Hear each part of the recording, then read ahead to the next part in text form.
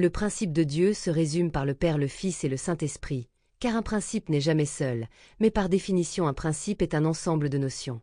Les principes de Dieu sont comme les ingrédients qui définissent Dieu. Dieu est un tout en tout temps. Dieu se traduit du Père au Fils en passant par le Saint-Esprit.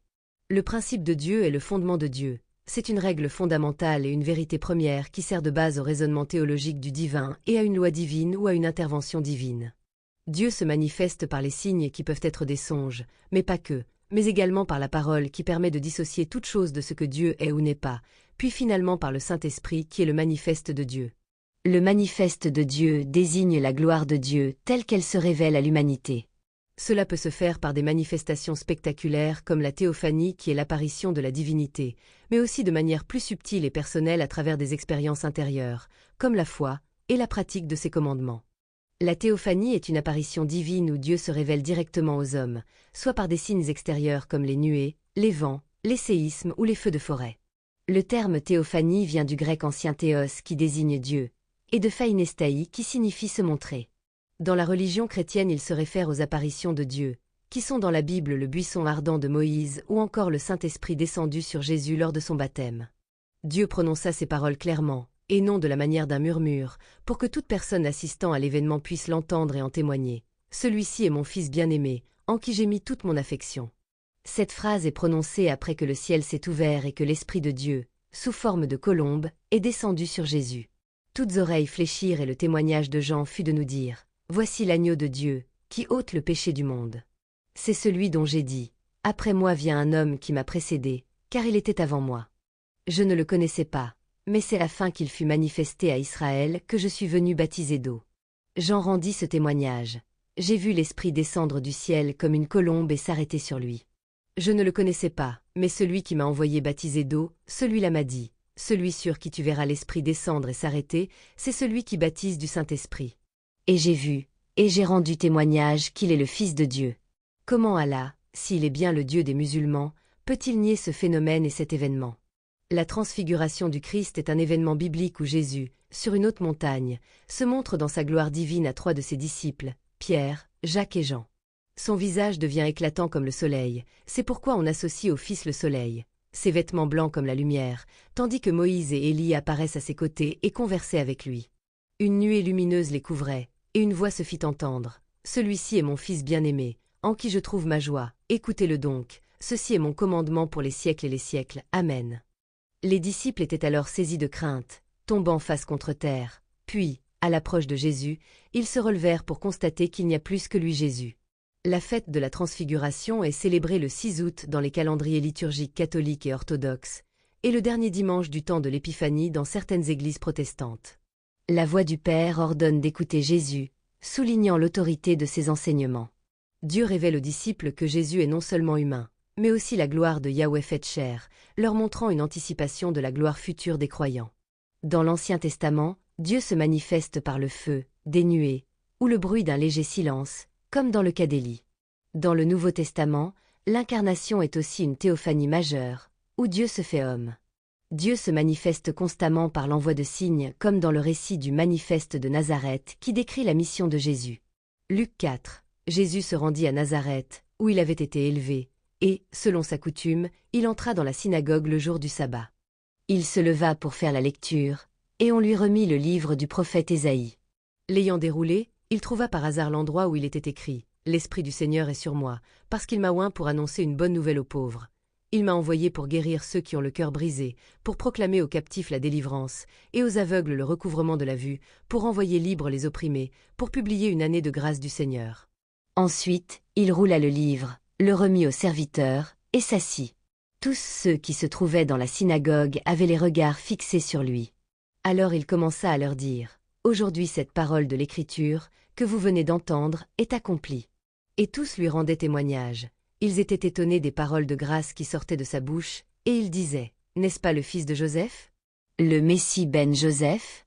Jésus leur dit « Sans doute vous m'appliquerez ce proverbe « Médecin, guéris-toi toi-même », et vous me direz « Fais ici, dans ta patrie, tout ce que nous avons appris que tu as fait à Capernaüm. » Mais, ajouta-t-il, je vous le dis en vérité, aucun prophète n'est bien reçu dans sa patrie.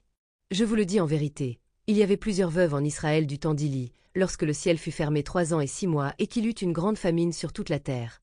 Et cependant Élie ne fut envoyé vers aucune d'elles, si ce n'est vers une femme veuve, à Sarepta, dans le pays de Sidon.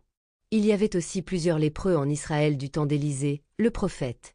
Et cependant aucun d'eux ne fut purifié, si ce n'est Naaman le Syrien. Ils furent tous remplis de colère dans la synagogue, lorsqu'ils entendirent ces choses.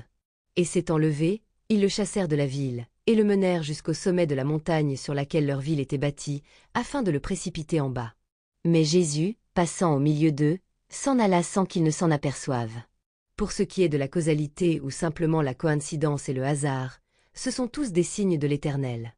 La coïncidence fait référence à la simultanéité de deux ou plusieurs événements qui semblent se produire ensemble sans lien de cause à effet, tandis que le hasard désigne l'absence de cause déterminante et l'imprévisibilité. Les synonymes pour la coïncidence incluent la concordance, la simultanéité, le concours de circonstances et la rencontre fortuite.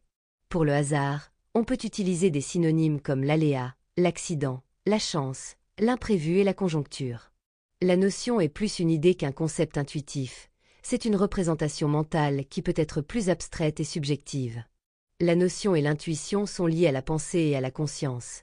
Là où le principe est souvent plus structuré, la notion et l'intuition sont plus spontanées. Une coïncidence est souvent une manifestation du hasard, un concours de circonstances qui se produisent en même temps de façon imprévue. Par exemple, rencontrer quelqu'un que l'on connaît dans une ville lointaine est une coïncidence qui relève du hasard. Le hasard est la conception humaine du signe de Dieu. Dire que quelque chose s'est passé par hasard, c'est reconnaître que Dieu n'intervient pas dans sa créature et dans sa création. Or Dieu est la cause de tous les événements, que ce soit le pariage, les jeux, la chance, le loto, ou tout événement fortuit. L'homme parle d'un heureux hasard pour une coïncidence positive, et d'un fâcheux hasard ou fâcheuse coïncidence pour une situation négative. Mais chaque situation est l'œuvre de Dieu, ou si vous préférez, chaque situation est un signe du destin. Les signes de Dieu ou les signes du destin peuvent être des événements miraculeux, mais aussi des inspirations subtiles, des synchronicités ou des manifestations de l'Esprit Saint comme la joie ou la paix. Ils sont souvent liés à la foi, à l'obéissance et à la recherche d'une connexion spirituelle. Les croyants reconnaissent les signes en écoutant leur conscience, en étudiant les Écritures et en recherchant la confirmation de leurs frères et sœurs dans la foi. L'accord avec ses frères et sœurs dans la foi et la résonance des signes, des confirmations bibliques, ou des impressions similaires chez d'autres croyants peuvent confirmer une direction divine. Écoutez votre conscience, soyez attentif aux inspirations soudaines et aux coups de pouce du cœur. Étudiez les Écritures. La Bible est un recueil d'histoires et de témoignages qui peuvent guider votre écoute et votre prière. Le silence est essentiel pour laisser Dieu parler. Priez et demandez à Dieu de guider vos décisions. L'obéissance à Dieu vient souvent avant le signe. La foi se construit en agissant en accord avec les principes divins, et les signes peuvent venir renforcer cette foi. Ces signes servent à renforcer la foi, à confirmer le message de salut, à démontrer l'autorité divine et à guider les croyants. Dieu communique par des rencontres providentielles sous la direction du Saint-Esprit. L'arc-en-ciel est un signe de l'alliance de Dieu avec Noé après le déluge. La circoncision est le signe de l'alliance entre Dieu et Abraham et ses descendants. Les 10 plaies d'Égypte sont des signes pour convaincre le Pharaon de libérer les Israélites. Le signe d'Emmanuel est l'annonce de la naissance d'un fils à la jeune fille, comme signe de la délivrance à venir. Les miracles de Jésus comme les guérisons, rendre la vue à des aveugles, guérir des paralytiques, exorciser des possédés, ressusciter des morts comme Lazare, transformer l'eau en vin aux noces de Cana, calmer une tempête ou nourrir des milliers de personnes avec peu de nourriture, servent à confirmer qu'il est le Fils de Dieu, qu'il est le fruit de Dieu. La guérison d'un être est parfois liée à sa foi. Plus vous aurez la foi, plus l'Éternel interviendra pour vous dans vos vies. Les miracles sont une démonstration de l'identité de Jésus, des signes de la puissance de Dieu à l'œuvre à travers lui, amenant les gens à croire qu'il est bel et bien le Fils de Dieu et le fruit de Dieu. La présence de Dieu peut se ressentir de manière personnelle, comme une chaleur au cœur, des frissons, des larmes ou un sentiment de joie, qui sont interprétés comme des manifestations tangibles de sa présence. La foi elle-même est une manifestation de la présence de Dieu, car elle permet aux croyants de lui faire confiance même dans les épreuves, ce qui glorifie Dieu. Lorsque nous dormons, nous sommes au plus près de Dieu. Le rêve est une expérience personnelle et intime avec Dieu. Vous êtes-vous déjà demandé qui était votre interlocuteur lors de vos rêves? Car parfois ils ou elles semblent avoir leur propre conscience de nous-mêmes, et leur propre raisonnement comme s'il s'agissait de réels individus. Il s'agit en fait du Très-Haut. Il communique avec nous dans nos rêves et dans nos pensées en se faisant passer pour des gens qu'on connaît, ou même des inconnus. C'est lui qui nous montre nos rêves, car nous ne choisissons pas de nous-mêmes de quoi nous allons rêver. Mais c'est le Très-Haut qui nous montre tout cela et qui nous parle dans nos songes de manière inconsciente, et cela fortifie notre mental. La vie d'un bébé ou d'un enfant qui ne connaît pas encore la parole est très simple, elle se résume à écouter Dieu, à rêver en permanence. Lorsque nous sommes bébés, Dieu nous parle, il nous parle de notre avenir, de ce que nous ferons et de ce que nous deviendrons. C'est une codification mentale de notre ADN, ce que je fais est dans mes gènes. La carrière et la vie d'un homme et d'une femme est pour cela prédestinée, et elle peut être bouleversée si nous n'obéissons pas aux principes que nous a établis Dieu lors de notre formation embryonnaire. Notre destin est entre les mains de Dieu. C'est faux de dire je contrôle mon destin, c'est moi qui décide. C'est pas bête de se le dire, sinon vous resteriez à rien faire. Mais si vous comprenez le cosmos et ses règlements, tout comme la Terre et le Soleil se tournent autour ou tout comme la Lune tourne autour de la Terre, nous ne sommes pas maîtres de notre destin. Nous sommes comme des orbites tournoyant autour de l'essentiel qu'est Dieu. Le divin a le pouvoir sur le bien comme sur le mal. Du point de vue d'un œil humain, on peut se dire que Dieu n'est pas tout à fait mauvais, et pas parfaitement bon non plus, car il dirige le bien et le mal en nous faisant subir quelquefois des épreuves. Dans ce monde, sa volonté est de voir tout ce qui est possible d'avoir en bien comme en mal.